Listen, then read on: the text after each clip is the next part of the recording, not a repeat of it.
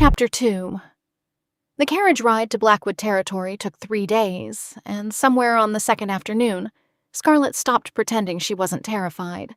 It wasn't the speed of it, though that alone would have been enough to leave anyone breathless.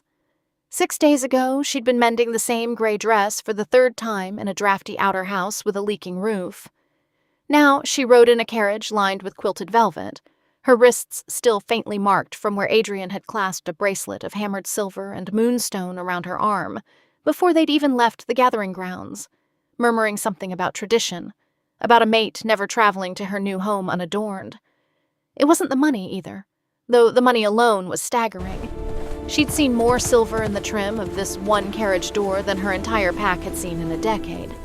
It was the way Ivy's face had looked, growing smaller and smaller through the back window, as the carriage pulled away from Silver Creek. "You have to stay," Scarlett had told her, gripping both her hands at the gate, throat too tight to get more than a whisper out. "I'll send for you, I promise. The second I understand any of this, I'll send for you." "I know." Ivy hadn't cried. Ivy never cried where anyone could see. But her jaw had done that small, betraying tremble it always did, right before she lost the fight. "Just don't forget who you are in there, okay? Don't let all that gold make you forget you're still just Scarlett who burns the porridge and cries at sad songs about dogs.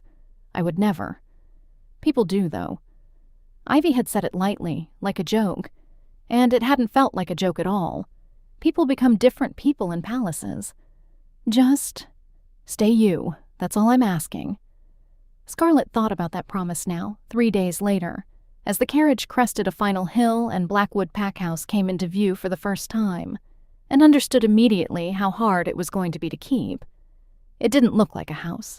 It looked like something a mountain had grown, over centuries, into deliberate shape. Pale gray stone rising 4 stories against a sky gone gold with early evening, wings sprawling outward in both directions, until the whole structure seemed to swallow the horizon.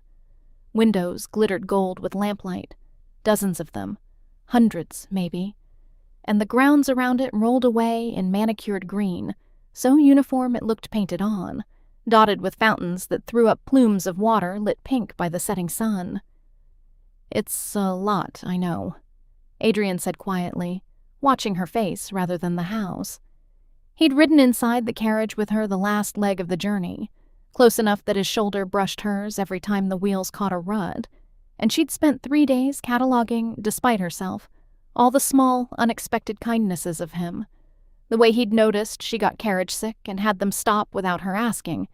The way he'd given her his own cloak the first cold night without making it into a moment. "You don't have to love it right away." "It's beautiful," she said, which was true, and also nowhere near adequate to the size of what she was feeling. "It's a lot of empty rooms," he said with a wry twist to his mouth that surprised her. "You'll fill some of them up eventually, make it feel less like a museum." She didn't ask what he meant by that. She would think about it later, turn the phrase over and over in the dark of her new, absurdly enormous bedroom, wondering exactly how empty this house had been before she arrived, and why. The pack had turned out in force to greet her. They lined the long gravel drive in loose formation, dozens of them, more than she'd ever expected. Kitchen staff in white aprons, enforcers in the black and silver of Blackwood colors, children peeking from behind their mothers' skirts with open, unashamed curiosity. When the carriage door opened and Adrian handed her down, a ripple of bows and curtsies went through the crowd like wind through wheat, and Scarlett felt her face go hot with the sheer, overwhelming attention of it. "Welcome home, Luna," someone called, and the words Luna and home both landed strangely in her chest, foreign words in a foreign mouth that happened to be hers now. A tall woman stepped forward from the front of the crowd, sharp-eyed, silver-haired, dressed in practical black rather than a servant's uniform, carrying herself with the particular unhurried authority of someone who'd run this house for a very long time. "Mrs. Alden," Adrian said by way of introduction, "head of household. She's kept this place running since before I could walk. Anything you need, she'll see it done." Mrs. Alden's curtsy was brief and correct, but her eyes, when they met Scarlett's, held something more complicated than deference, a quick, searching assessment, gone almost before Scarlett could name it. "Luna Scarlett," she said. "Welcome. Your rooms are prepared. If you'll follow me, I'll show you the house before supper." The house, it turned out, took considerably longer to show than Scarlett had anticipated. They moved through it room by room, a library with shelves that climbed 3 stories, requiring a rolling ladder to reach the top, a sunroom walled entirely in glass, orchids blooming in careful rows along the sills, a great hall hung with tapestries so old their colors had faded to soft ghosts of themselves. Everywhere Scarlett looked, wealth sat so casually, so unremarked upon, that she understood within the first hour she would never fully stop noticing it, even as everyone around her had long since stopped seeing it at all. "And this," Mrs. Alden said, pausing at a junction where the main corridor split into 3, "is the West Wing." She said it the way a person might name a weather pattern, flatly as an unchangeable fact of the landscape. The corridor leading west was dim compared to the rest of the house, unlit by the warm lamps that glowed everywhere else, and at its far end Scarlett could just make out a set of double doors, dark wood, bound in old iron. "It's beautiful," Scarlett said, because it was, even in shadow, she could see the elegant bones of the architecture, the careful moldings, the tall arched windows. "Can we—" "The West Wing is closed," Mrs. Alden said. Something in her voice had changed. Not sharp exactly, but final in a way that made the question feel, retroactively, like a mistake to have asked. "Has been for some years. There's nothing in there that concerns you, Luna." "Oh." Scarlett looked once more down the shadowed hallway at those bound iron doors, and felt an odd little prickle move up the back of her neck.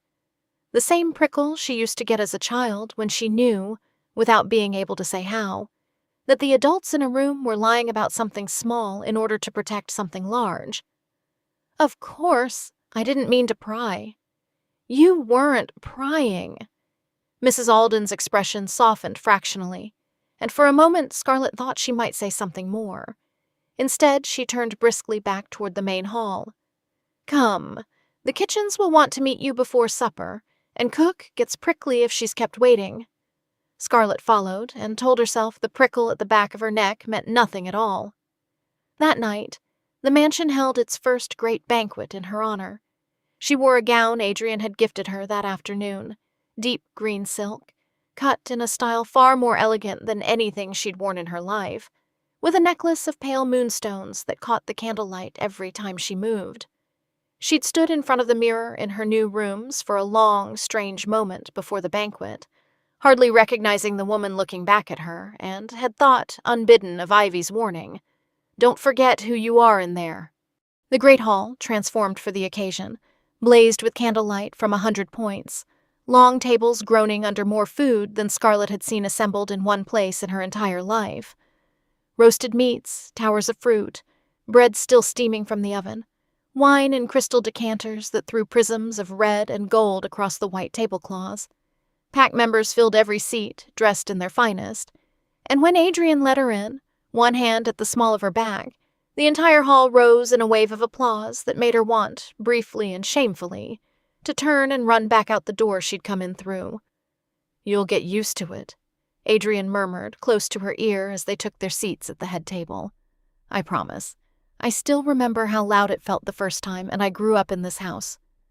"Does it get quieter?" "No." A flash of that half-smile again. "You just get louder back." She laughed, a real laugh surprised out of her. And beside Adrian, a lean, dark-haired man with sharp, watchful eyes and an easy, crooked grin leaned across to offer his hand. "Elias Thorne," he said, "beta of this ungovernable pack, keeper of Adrian's terrible schedule, and, as of tonight, your official welcoming committee, since apparently no one told me I'd need a speech and I refuse to be caught unprepared twice in one lifetime." "There was a first time?" "There was a legendary first time," Elias said, "involving a visiting delegation, a badly translated toast, and an incident with a goat that we do not discuss at formal dinners." He grinned at her, warm and immediate. The kind of easy charm that made a stranger feel instantly, dangerously comfortable. "Welcome to the madhouse, Luna Scarlett. I hope you brought a sense of humor. You're going to need it." She liked him instantly. Liked the way he made Adrian roll his eyes fondly instead of frowning. Liked the warmth radiating off him even through the formality of the occasion. But she noticed, too, in the moments when he thought no one was watching, how his gaze would drift toward her and then away too quickly, how something flickered behind his easy grin whenever the conversation drew too close to certain edges. When old Counselor Voss, seated 3 places down, silver-templed and warm-eyed, the same elder who'd stood beside Adrian on the speaking stone, raised his glass in a toast to the new Luna and the future she promises this pack, Scarlett caught Elias's smile go tight for just a fraction of a second, before he covered it with a laugh. She filed it away. She was getting good, she realized, at filing things away. It was during the 3rd course, some rich, dark stew she couldn't name, served alongside bread so soft it practically dissolved, that she noticed the portraits. They lined the entire eastern wall of the great hall, running in a long, unbroken procession from the door to the head table, Alphas of Blackwood, generation after generation, painted in oils that had darkened handsomely with age. She could trace the family's face across centuries in those frames. The same strong jaw, the same watchful eyes, softening here and there into a different nose, a different set of shoulders, but unmistakably one bloodline, one long, unbroken chain of powerful men staring down at the hall with the same faint, proprietary authority. "Your family," she said to Adrian, following the line of portraits with her eyes. "All of them?" 12 generations. He said it without much pride, more like a fact he'd grown tired of carrying. "My grandfather, his father. Back and back further than anyone bothers reciting anymore. They're extraordinary." She meant it. The artistry alone was staggering, each portrait a masterwork in its own right. But she frowned, scanning the wall again, more carefully this time, counting 12 alphas, 12 grand, formal portraits, each in his finest regalia, each painted with the full weight of a master's attention. Not a single Luna among them. "Where are the Lunas?" she asked. She meant it as an innocent question, the kind of thing a curious new bride might ask on her first night in a house full of history. "Your mother, your grandmother. Surely they sat for portraits too?" The change in the table was immediate, and it was not subtle. Elias's fork paused halfway to his mouth. 2 seats down, a young enforcer's wife went suddenly, intently interested in her stew. Mrs. Alden, standing near the far wall overseeing the service, went very still in a way that drew Scarlett's eye like a held breath draws attention in a silent room. And Adrian, who had been warm and easy and teasing all evening, who had laughed twice in the last 10 minutes alone, set down his wine-glass with a care that felt, suddenly, deliberate, controlled. The same controlled stillness she'd glimpsed once before, for just a flicker of a second at the grand gathering. "It's an old custom," he said after a pause that lasted a fraction too long. "Only alphas are painted. Has been that way for generations." "That seems strange," Scarlett said before she could stop herself. "For a pack this proud of its history, to leave out half of it." Scarlett. Just her name, quiet, and something underneath it that wasn't quite a warning, but wasn't far off either. The silence stretched. Somewhere down the table, someone cleared their throat too loudly, and the low hum of a dozen private conversations resumed with the particular, overly casual speed of people eager to move past an uncomfortable moment.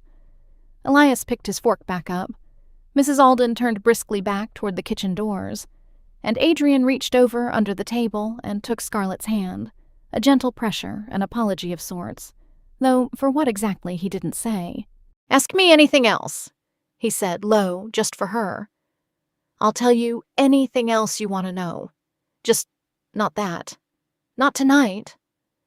She looked at him, at the careful, guarded thing moving behind his winter sea eyes, so different from the man who'd claimed her in front of 3,000 witnesses, like it was the easiest, most certain decision he'd ever made. and felt the same cold prickle she'd felt earlier that day, standing outside the locked doors of the West Wing. "Okay," she said softly, because what else could she say on her first night in a house full of people who loved her Alpha too much to ever contradict him? Not tonight. But she didn't stop thinking about it. Not for the rest of the meal. Not through the toasts and the music and the dancing that followed. Not even later that night, when Adrian walked her to the door of her new rooms and kissed her knuckles, with a gentleness that made her chest ache, and told her to sleep well, and left her alone in a bedroom larger than the entire outer house she'd grown up in. She lay awake a long time after the candles burned low, listening to the unfamiliar creaks and settlings of a house so much older and stranger than any home she'd known, and found her thoughts circling back, again and again, to that stretch of empty wall where 12 generations of Alphas hung in gilded frames, and not one single Luna's face looked back. Where are the Lunas? She was nearly asleep, drifting finally into the kind of exhausted